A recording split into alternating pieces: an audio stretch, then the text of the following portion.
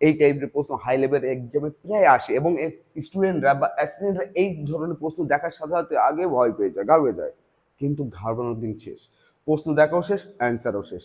এই প্রশ্ন দেখেছি এই, অ্যান্সারে। আচ্ছা কিভাবে? এখানে কত আছে? 1089।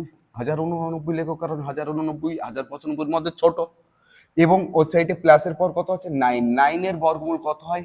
3। জাস্ট প্লাস আছে তাই যোগ করে দাও। রাইট অ্যান্সার কত হয়ে যাবে? 1092। A option right. যদি তোমরা বুঝতে পারো তাহলে অবশ্যই 6 নম্বর প্রশ্ন 578 ইন্টু 590 প্লাস 36 এর মান কত হবে? এর মান অবশ্যই তোমরা কমেন্ট বক্সে লিখে জানাবে।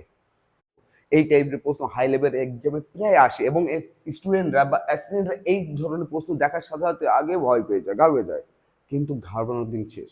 প্রশ্ন দেখাও শেষ, অ্যান্সারও শেষ। এই প্রশ্ন দেখেছি এই, অ্যান্সারে। আচ্ছা কিভাবে? এখানে কত আছে? 1089। 1089 লেখো, কারণ 1089